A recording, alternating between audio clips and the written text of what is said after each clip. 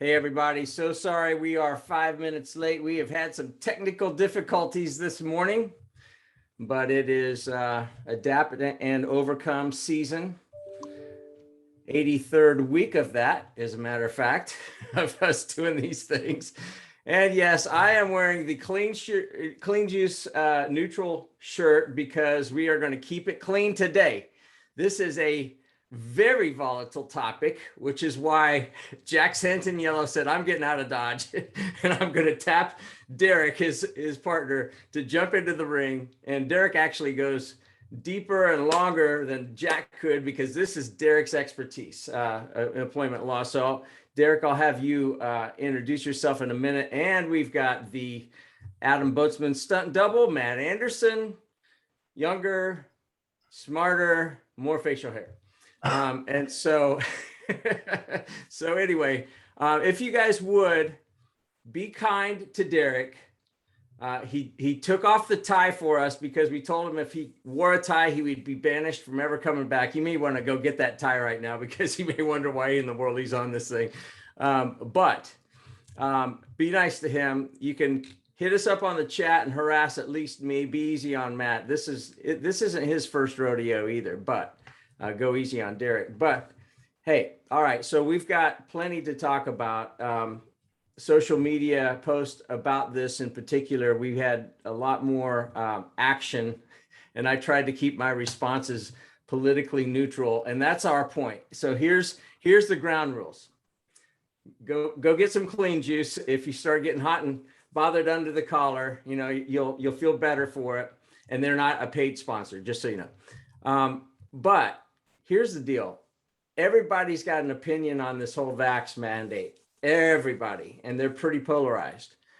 We are not here to weigh in on whether it's a good thing or a bad thing. All we are trying to do is help you figure out what in the heck do you do as a business owner. That's it.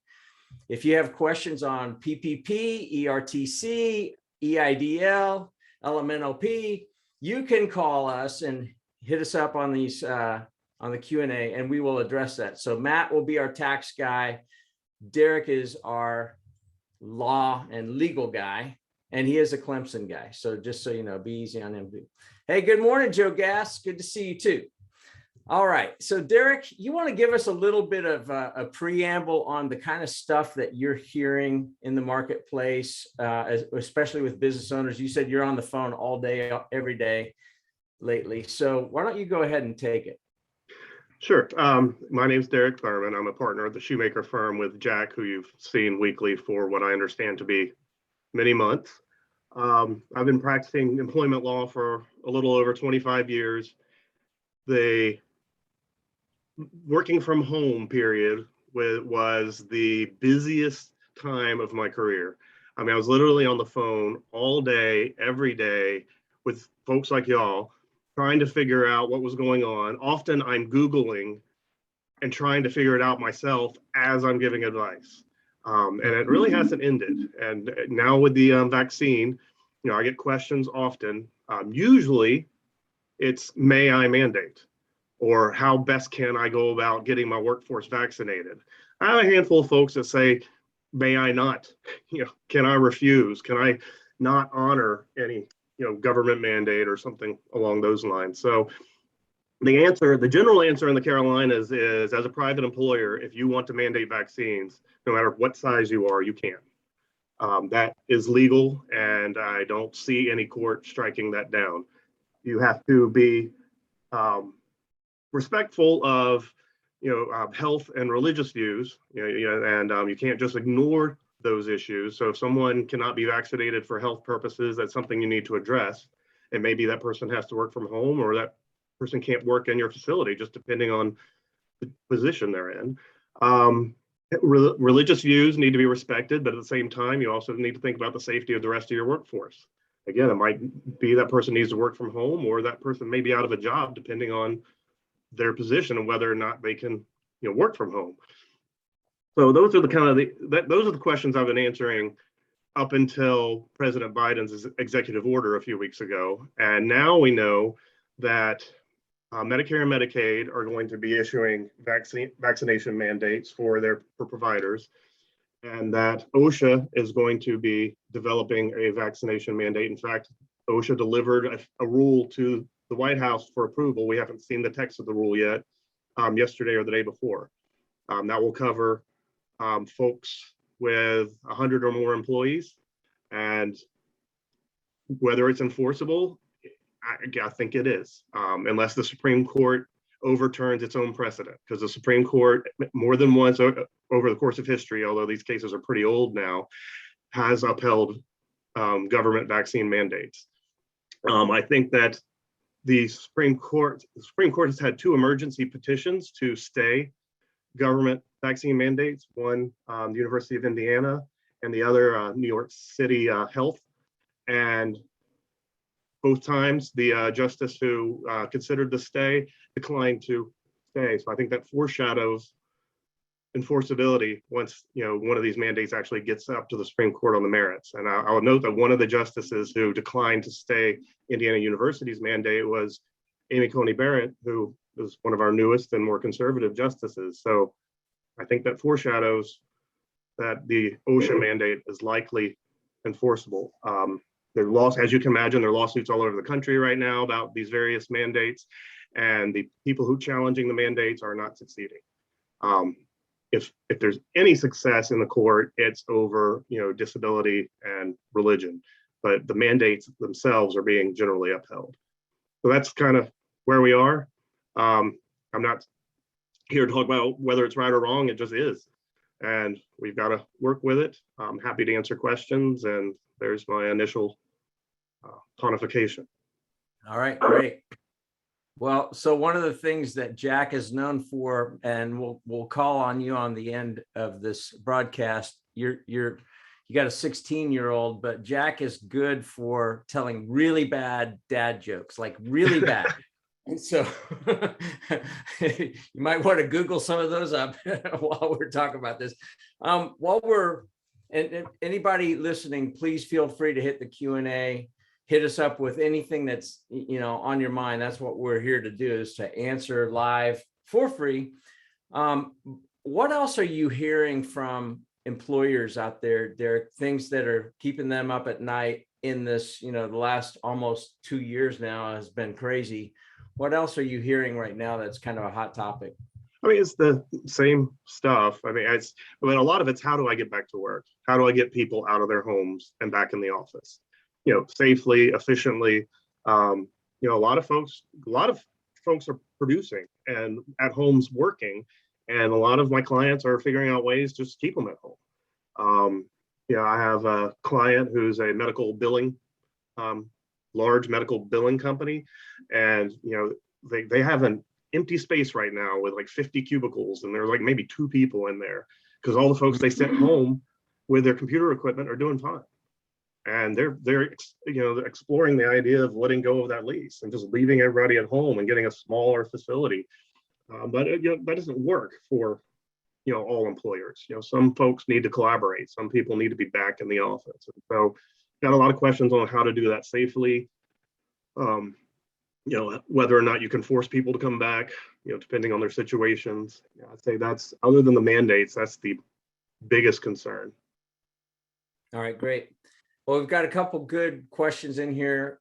Joe was telling us that we look great this morning. So thank you for that encouragement, Joe. We appreciate it. You're talking at Matt, I know, because you're just, he works on your account. So here's the question, and this is for you, Derick. Do you see the number required in terms of number of employees dropping below 100 in the future, as far as a mandate? It could, but 100 is sort of a magic number for federal regulators when they're launching something that is going to be very, very onerous and very potentially expensive. Usually 100 is the threshold. If it's something that's less onerous and not expensive, for example, non-discrimination laws, that doesn't cost anything. It's not onerous to tell people not to discriminate. The threshold is 15. But 100 seems to be a magic number in a lot of these federal regulations. So I understand where the 100 came from because it's common. Whether they go lower, I don't know. I could see some states, potentially going lower, and there would be no, conflict there if a state wants to be more rigid than the federal government. Okay, good. Next question. I knew I could count on you, Robert. He's faithfully on here, and he always asks really good questions. So usually he stumps Adam. Every once in a while, he'll stump Adam. So here it is. And this is for you again, Derick. Will Medicare and Medicaid decline claims caused by COVID illness if the individual was not vaccinated? If so, does that mandate become a rule? I've heard a little bit of discussion about that also in the context of private insurers. I don't think that's on the table yet. Right now, the only thing Medicare and Medicaid has been really tasked with is mandating that providers get their employees vaccinated. Whether or not they'll decline claims in the future based on folks not being vaccinated, I just find that unlikely, especially Medicaid. But because the Medicaid population is of course poor and often uneducated and may not even have access to vaccines, at least yet. So I would think that'd be a pretty harsh rule. But yeah, there has been talk about it, and there's certainly been talk about it in the private insurance industry, especially with respect to premiums. Whether or not you can charge higher premiums for folks who are not vaccinated. That's coming. All right. Matt Andersen, I know I'm going to put you on the spot here a little bit, but the last we heard about the state of North Carolina making PPP expenses deductible, last I heard was end of October was they thought we would probably hear something. Have you heard anything more on that, Matt? I have not heard anything more on that, but that does fall in line with what I am hearing. That fingers are crossed. I've also heard some rumblings that it may not be a go back and amend for 2020. It's something that's included on your 2021 return. So I think there's a lot of speculation that's still out there, but no concrete answers yet. And if you don't mind, I would like to jump into a few things that I'm hearing from clients and get some perspective there. Go for it. So I think to echo on Derick, the employees and really it's how to return back to work. Looking at the overall labor markets for the month of August, the employment vacancies fell to 10.4 million, but I'm looking at employment vacancies at 10.4 million. That's the available jobs that are out there that are not being filled. And I think the big eye opener to me for the month of August was 4.3 million workers actually left their jobs. And really what people are saying is as they've gone through the pandemic, they've gotten used to the freedom and flexibility of being working at home, but then also some of the added benefits of the unemployment income and not being really necessarily required to go back to work. So I think some of these are the big challenges that we've got to look at is how do you weave remote work in? Do you look at having permanent offices? Because I can tell you it's hard to reconsider going back to the commute every day, the change in the work-life balance that you get from being able to work remotely. I think that's a big challenge that we're going to be facing. And another issue that I'm hearing a lot about is supply chain disruption. I've done some research on this, and I think that there's a few big drivers. We've got transportation issues, energy production issues, and then a big one is the semiconductors. Getting those. Transportation shipping is becoming a lot more expensive. The price of containers has skyrocketed in the past few years. Energy production hasn't kept up with the demand increase as we've come out of COVID. And the semiconductors primarily being driven by two countries, Taiwan and South Korea. They're having the factory shutdowns due to COVID, the natural disasters, and then overall demand surge for the automobiles and appliances is causing an increased demand there with limited supply. And another issue that's trickling in, and I think both of these could be a driver to this, is inflation. I checked that for the month of September, and the consumer price index rose 0.4%. What that mean on a 12-month rolling basis, so from October of last year to September of this year, is we're seeing 5.4% inflation. And if we look at the year of 2021 so far, we're at 6.5% for overall inflation. So we've got to look at that. What is the monetary effect? So the federal government putting all this money out of stimulus, but then also the disruption from the supply chain and how much of each. It's a hard question to ask, but something that we need to consider as business owners. And then lastly, tax law changes. What the heck do we need to be doing? We know tax rates are going to increase. Capital gains are going to increase. Changes in corporate tax rates are going to change. And another interesting thing I'm seeing is enforcement from the IRS. We're going to start to see a lot more enforcement from the IRS. So I think my insights, and I really wanted to prepare for this and share some wonderful words of wisdom. I'm a big believer that we return to averages. We've gone through a pandemic, which was a huge anomaly, and we're going to return back to normalized averages. So that's for inflation and labor markets. So overall, I think everything's going to be okay. But I look at this as pain equals opportunity. So if we can find ways to solve things and find opportunity in the pain, we've got the ability to make big change.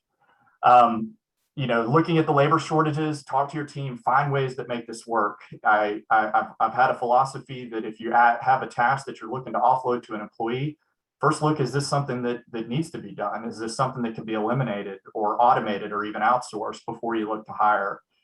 For your supply chain, reach out to vendors, look at your sources of labor, see if there's alternatives that you could look for. And the other thing is communication with customers. I think we're all feeling the pain of inflation and the price increases. So making sure that you're communicating regularly with customers. And I think for inflation, it's a hidden tax on cash. So just remember, giant piles of cash are going to get eroded if we see higher inflation. So you want to keep your cash turning, and also looking at debts. You want fixed rate debt with the longest term that you can at the lowest rate possible. Because again, as the money increases, if your debt is fixed, you're paying back, your dollars have gone up, but the fixed amount stays the same. And I think for taxes, as we're looking at 2021, is this the year to accelerate and pay a little bit more? Also looking at entity selection. And I think the biggest thing that I've got out there for folks is if you're not working with somebody on tax planning, please make sure that you're focused on looking at the tax changes as time goes on.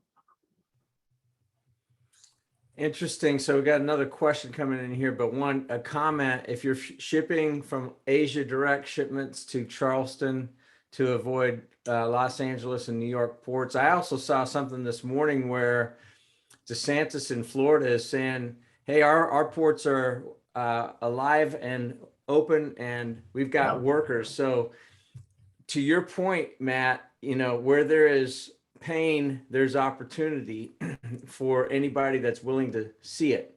Correct. So a couple questions in here from Joe. Here's a scenario: we're a company of 27. We will not mandate vaccination, but we are running into some circumstances where our clients are requiring our installers to either 1, wear masks, 2, show proof of negative testing within 20 or 48 hours, or 3, documentation of vaccination. So we're complying with install team members that meet those requirements, but have seen that this has been inconsistently enforced by client security, including installs we have done at the Pentagon and DC this month. Interesting. Regarding price increases on materials, we've seen a big swing in pricing and availability of paper and substrates to produce publications and signage. We've had to reduce quotes to 15 days in order to get approvals within 15 days to maintain our original offers to guard against price increases we're receiving from vendors with little notice. I'm hearing similar things, even in something that I wouldn't have imagined, straw for hydro seeders. One of our clients does silt fencing and erosion control. They're having a tough time getting straw. Like, really? I'm like, that's not coming in from overseas, but it's just interesting to me to hear how far and wide the ripple effects are on the supply chain disruption. Derick, from a law standpoint, and this may not necessarily, this is kind of outside of employment law, but you may have to use your Google expertise here, like Jack does. But with regard to contracts and that kind of stuff, given the volatility of these supply chain disruption and all that kind of stuff and pricing, what should a business owner be thinking about doing in this? It seems to be a pretty volatile situation. Sure. I saw Joe's question. Certain federal contractors have now been mandated to have their employees vaccinated. Just so you know that, whether you fit in that mandate, we'd have to discuss. You already gave me your size, but what you do, because it sounds like you may be a government contractor if you're doing work at the Pentagon. That aside, I'm trying to, I'm advising clients on how to handle, people they bring into the office. And to keep their employees. That's part of the whole package of advising clients on keeping their employees safe is, what do you require of visitors? What do you require of contractors who come in? And they're being pretty strict. Certainly healthcare providers have a certain obligation under new OSHA regulations that came out about a month or two ago about what they have to require of visitors or contractors. If they're being inconsistent with application, I think it's more probably just a sign of this is all still new and people are still learning and they're still trying to figure out, who they're supposed to ask what. But I can tell you, it's going to become more and more common. You're going to have more and more customers, at least, business customers, making certain requirements of your workforce that are coming into their space. I'm not sure if that really answers the question, because I don't know why the underlying inconsistency is there other than, it's new. Yeah, that kind of makes sense. I was in Mexico last week with a bunch of guys, and fortunately we flew on a guy's Gulf Stream, which that's a great way to fly. I'm just saying. But once we were at the resort, I saw the signs, and basically, if you're not wearing a mask, and they had like zero enforcement, which was really kind of funny. But the signs were, if you see somebody without a mask, call 911, you could go to jail. I'm like, oh man, so I guess they don't want to do that with, people paying resort prices. I don't know what the deal was, but it was just interesting to see how severe it was, and yet very inconsistent. So it's good to be back on American soil, though. I'll just tell you that. Any other questions out there? I know we've got more than just Joe and Robert on. So here we go. Let's see. All right, Joe, this is just a little caveat. We don't require our installers to be vaccinated, but the ones that are not vaccinated recognize that could impact the number of hours of work we can offer them. So far, we've been fine. Nobody's been impacted by this.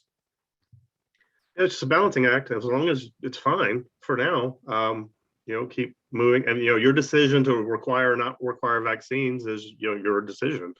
And ultimately, your customers may obviously inform that decision. If it's working for now and everybody's staying healthy, then I think you're keep moving forward. But if customers start demanding more and more, you may have to shift that. Yeah, Joe, I see. Yeah, you're at the Dallas Cowboy game super spreader and 100,000 people with no masks. Well, I think that's, the irony, right? I mean, you look at all these professional football games, collegiate football games, and everybody is like yelling things. And yet they're not wearing masks. And so you got that. And then you've got oh no, you better be in a mask. And I'm not anti-mask. The irony doesn't escape me, though. It's just really interesting. So I don't know, man. It's just now you may know this, Derick. I don't know if this is an urban legend, if it's a truth on the social media network or what, but is it true that Congress and their staffs are not holding themselves to these same mandates? I know that's a shock face, but they would create a set of laws for everybody else. But is that true? Do you know? Well, Congress treats themselves differently in a lot of ways. So it wouldn't surprise me. I know there's not a, I mean, there is a, excuse me, there is a, or at least was a mask mandate on the floor of the House and the Senate. There's no, mandate for vaccination. So at least they're wearing masks. Now that may have ended. I don't know. At least as of a few weeks ago, they were wearing masks on the floor, except for a handful of people who were getting fined. Yeah. Vaccination, I don't think there's any requirement at all, and they won't fit in that. They're not covered by OSHA. So the OSHA rule here for 100 plus employees wouldn't cover them because they don't fit in that definition. So whether or not there might be some separate mandate at some point, I don't know. But the only body that can the president can't mandate Congress to get vaccinated. Only Congress can mandate Congress to get vaccinated, and I just don't see that happen. Yeah, interesting. There's a lot of irony there, but I'm not going to go there either. It's easy to just bash on Congress because everybody loves their congressman typically, but they hate everybody else's. So it's like an easy target. So any other questions out there? There's got to be some questions out there, unless everybody's just hanging on here for, continuing ed. That could be too, but our folks are nose to the grindstone. October 15th is, it's tomorrow. So it's the last of the extensions for personal extensions. So any other questions out there? This has been good so far. And I'm going to jump in. Hey, Derick, question for you. What are the penalties? Do we know anything about enforcement when this goes through and penalties for these employers? We don't know yet, but I can tell you for a serious violation, just normal OSHA regulations, say you don't have barriers up on a construction site and someone falls and dies, if they come in and investigate and they determine it's a serious violation, the penalty can be as much as almost $14,000. Not vaccinating your workforce, I suspect, will be on a worker by worker basis. So potentially, and it could be serious violation. So you could be looking at penalties of almost 14 grand per unvaccinated worker. Wow. So, I mean, we don't know what the regulation looks like, but under current OSHA regulations, that's where it looks like it may go. So this will not be something easy to ignore. Now, it may be that in the whatever rule we get from OSHA in the next week or so, hopefully, they'll say is not having a vaccine mandate is just one violation in and of itself, as opposed to each worker. But there have been situations in the past, and analogous situations where OSHA treats each discrete violation as opposed to, not having a policy as finable. So we'll find out, but it could be sizable. Here's another one that is completely off of that particular topic, but it is interesting and it's in the bill. This whole notion of the IRS and banks in particular having to report on any amount or any transaction of $600 and above. Initially, when I saw that in the bill, and I said, Adam, what do you think? And he goes, there's no way. Well, I just sent him an article and it was on a business site that said it's still in there, which is interesting because, as we've said before, especially with ERTC money, we are extremely conservative, even though we may be more aggressive on tax strategy and that sort of thing. I mean, obviously always within the line of ethical and legal, of course, but with PPP money, SBA is the one that's administrating it. It's, the banks are overseeing it, et cetera. And yeah, people that went out and bought Lamborghinis did the perp walk from the mall, into the jail. But with ERTC, we said, hey, the IRS is going to be doing the enforcement on this thing, and they extended the statute of limitations. So beware. And they come at you with, you are guilty until you prove yourself innocent, which is interesting. Well, I think that's what has a lot of people up in arms on this $600 deal. Like, I mean, so we're going to have every transaction, which, I mean, $600, and with inflation, that's going to be the price of a Coca-Cola. But it's crazy. So it is something that we're watching. And I sent that to Adam and I said, what do you think? He goes, yeah, we're watching it. So who knows, but that's in reconciliation as of now. Good question from Joe Farrell. Do you see an increase in cryptocurrency transactions in your client portfolios, Matt? I am, especially, as Gary mentioned, October 15th, as we're going through this, we're asking the question, have you made any investments in cryptocurrency? I'm even getting retired folks now that are having the cryptocurrency as a part of their portfolio. So yes, I'm starting to see it in clients that I wouldn't even expect to see it. Yeah, having lived through the .com era when I was running bizjournals.com, and I saw some crazy stuff. We invested in a company that was burning through 40 million a year, $1 million top line, and they sold for $225 million. Seriously, I've watched that, and I was like, man, I don't understand this. This doesn't make sense. Well, it didn't, and it was unsustainable. And a few months later, the bubble burst. Crypto, okay, I'm 59. I don't get it. I mean, I just don't get it. I've got friends that have made money on Bitcoin, and I have a whole lot more friends that have lost money in crypto. So I just don't understand it. And by the way, yes, your crypto vaults can be hacked. They actually can be hacked. So that's terrifying. Oh, man. Any other questions out there?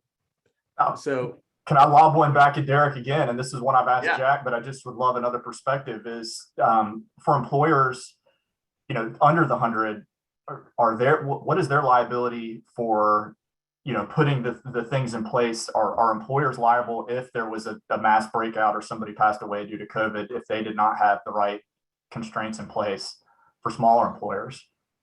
Typically, employers are not liable for people getting sick at work. It's not covered by workers' comp.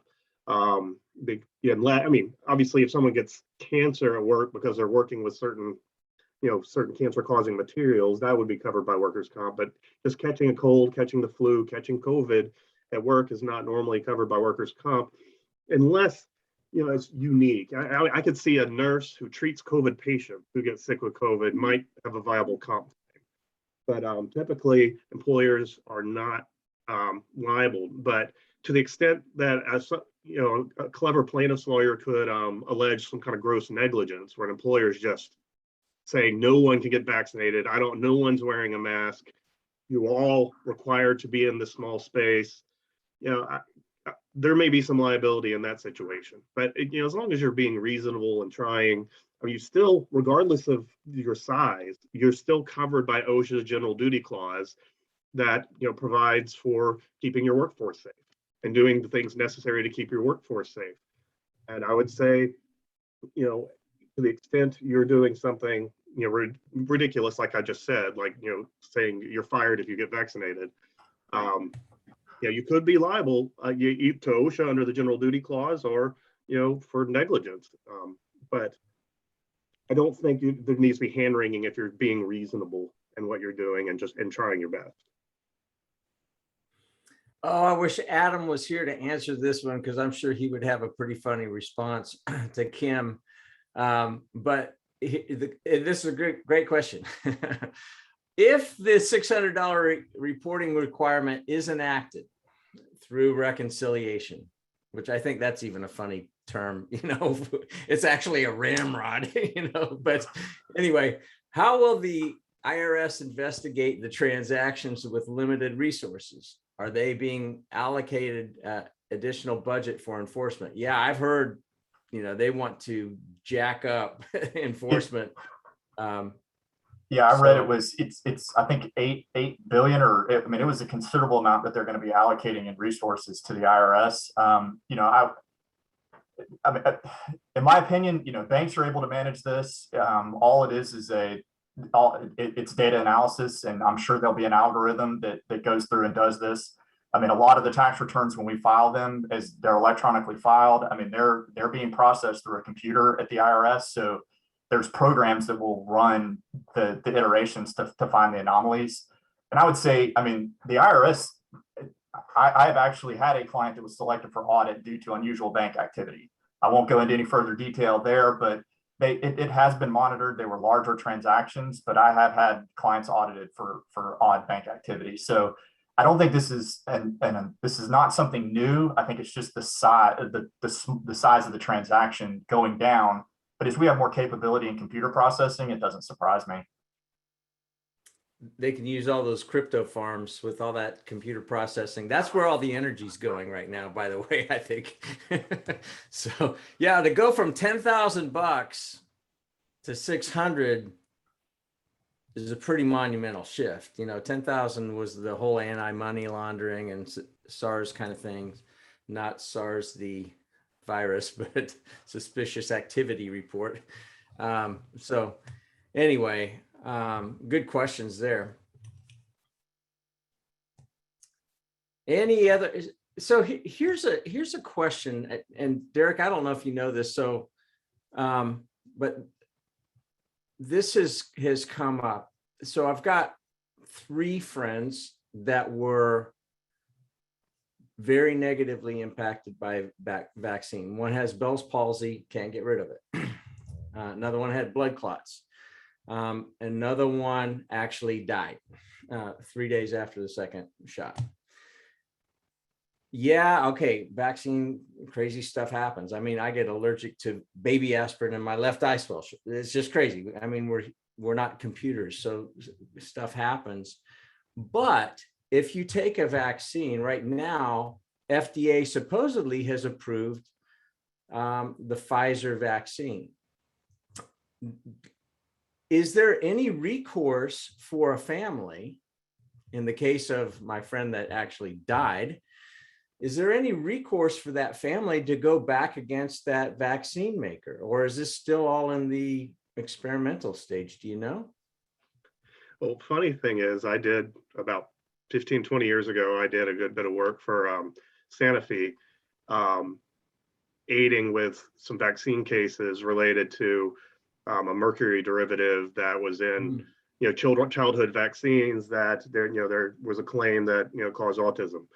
Yeah. So I got to, it has nothing to do with employment law. I just kind of got roped into it as a younger lawyer, to help out. There is a vaccine court. I'm not sure if it applies. I know it applies to childhood vaccines. I don't recall whether or not it applies to all vaccines, but there is a separate vaccine court where people can go and be handled specifically. It's just shocking that you've got that many people who've had adverse events because it's hundreds of millions of these shots have been given, and it's like well under a fraction of 1% that there's been any, obvious adverse event. It's safer than a lot of the childhood vaccines. Now, we're still early in the data.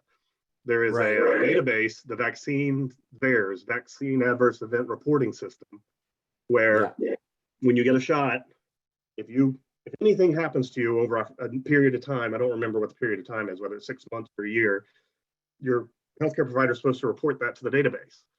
And so you get a shot, 6 months later, you have a heart attack, that goes in the database. That doesn't mean the shot caused your heart attack. It's just, it goes in the database. And I see these citations all the time, people saying, I'm getting doctor's notes saying my employee can't get a shot because the shot's unsafe because there have been 500,000 adverse events reported. I'm like, well, for 100 million shots, 500,000 adverse events that are not necessarily correlated is not a lot. It's actually much smaller than a lot of the other vaccines we already get. Because 500,000 adverse events just means 500,000 things happen to people after they got a shot, not necessarily like your friends where there's maybe a more obvious correlation. Yeah. So, but yes, there potentially is recourse. Whether again, it would be against Pfizer. And I think the vaccine court would apply here, but it's been a long time since I had anything to do with that. But funny, I do know a little bit about it. Yeah, that is interesting. Well, if Adam was on here, he would just say, well, I'm not a lawyer, but I like to play a lawyer. So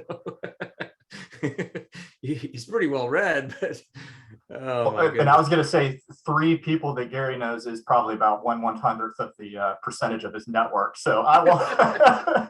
it probably follows the the numbers that you were stating. None of them are in the same states either. They're all in, one's in Alabama, one's in Minneapolis, one's in Charlotte, so yeah, it's interesting.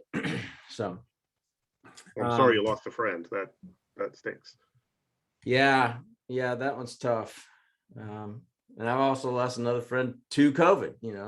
He was number 60 here in Charlotte, I think, something. Steve Kinsler, man, one of the best guys on the planet that you would have ever known. But anyway, and this whole COVID thing is weird. I've got a buddy in Johannesburg, South Africa.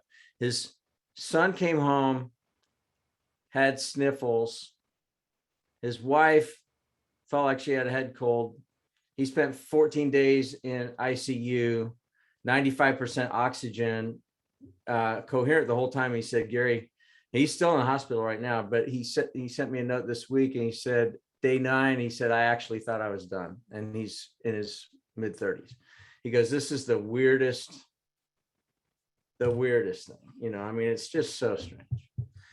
So all I know is I'm going to keep jacking up my zinc and my D3 and getting outside and working out and trying to eat right and not be stupid. And I'm not going into any Panthers games or Dallas Cowboys where the Panthers lost anyway. Sorry, Joe. Okay. Let's see. All right. Next question. Is it not fair to recognize the fear that an employee may have over taking the vaccine, even if there was only one person who may have died from the vaccination? Yeah, it may be unfair. I agree with you, but there's no law protecting folks. There's not a protected class if I'm just scared of getting vaccinated.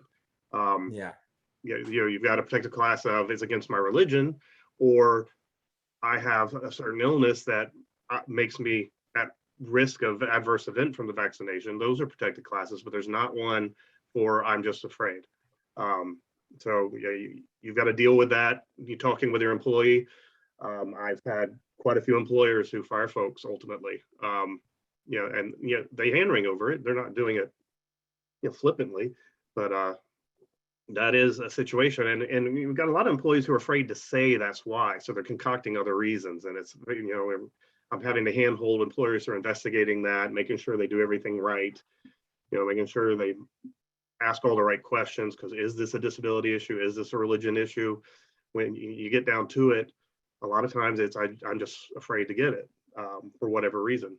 But there's just no law there to protect those folks.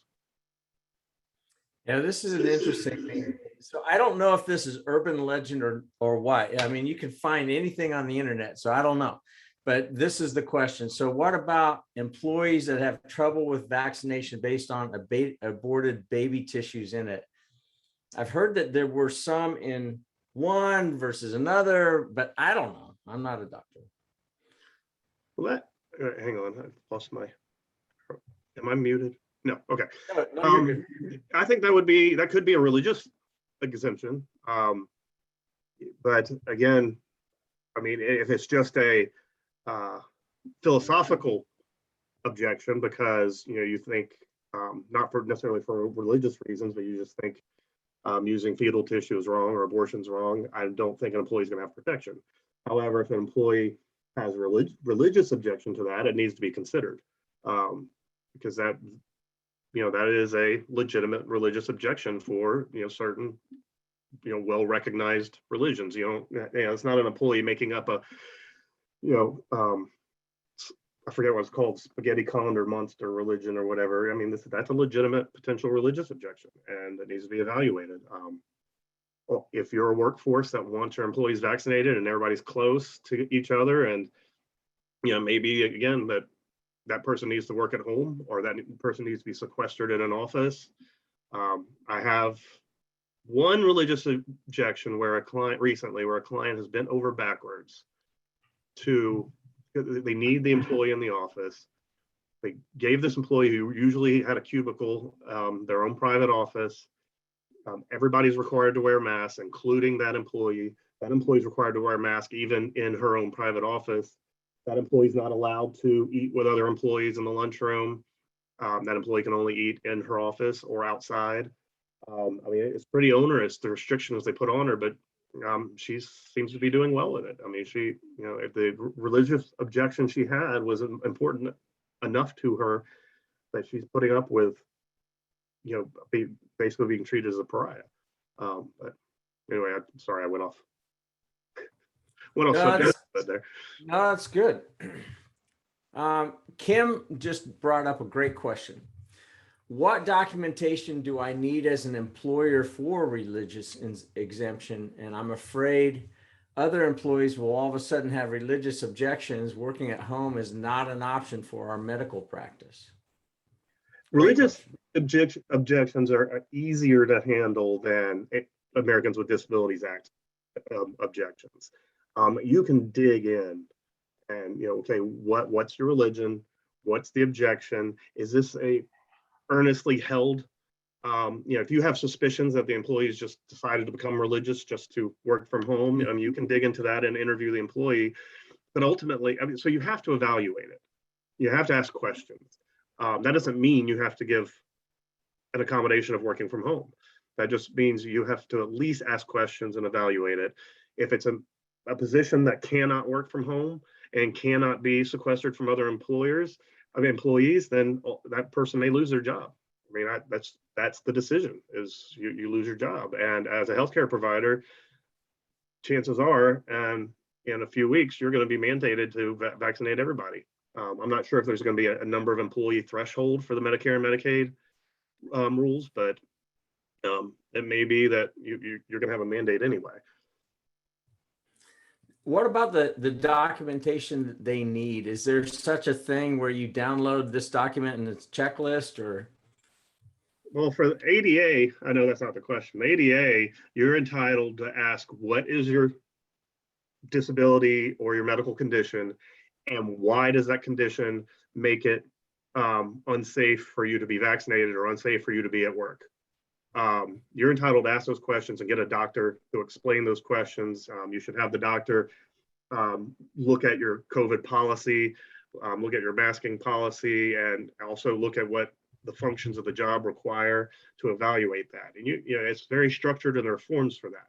In the disability, in the religious context, it's kind of fluffy. There's not a whole lot of guidance on, one thing you could ask for is, if you're considering accommodating a religious objection, if there's some way to do it, if this person can work from home and you don't think they're just making it up because they don't want to commute, then you could ask for a letter from their pastor. Maybe I would hope that a pastor, other than maybe one that's just very anti-vax, but a pastor would be at least reasonably honest in saying this is our religion, this is why, and this person has belonged for 5 years or whatever. I could see asking for something like that, but I think really you don't need to dig into documentation. I just interview the employee and weigh whether or not you think they're being truthful and whether or not you can accommodate them. Isn't the religious aspect, isn't that a slippery slope? You need to be very careful with the questioning as you go down, because you wouldn't want to build a case that you let them go because of the religion, right? Yeah, I agree. I saw a question about pregnant women. Yeah. The FDA tells us the vaccine is safe for pregnant women. So if that's the question, if there's a different question there, I'll be happy to answer it.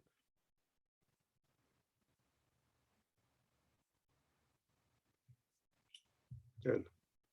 Yeah, you said Jack told dad jokes. Tells dad jokes. Dad jokes. So let's just. Yeah, I only know one joke. I can never remember jokes. And it's a knock knock joke. It's knock knock, Who's there? interrupting cow. Interrupting Boo. cow. That's the only joke I know. Oh man, you shoemaker guys, you must have to go through the interview process where you got to have at least one bad joke. I don't know. That's pretty good.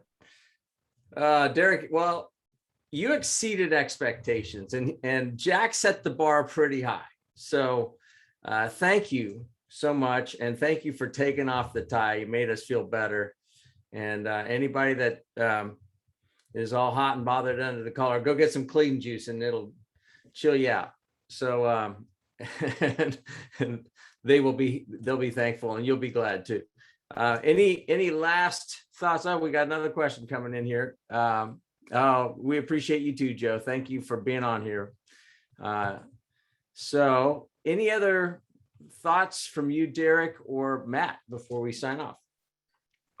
Watch the news over the next few weeks, because that OSHA rule is going to come down, and read it carefully. If you have 100 more employees, and if you're a medical practice, you're going to be getting something from Medicare and Medicaid, hopefully over the next few weeks. I think these rules apparently are drafted and are sitting on the president's desk for approval.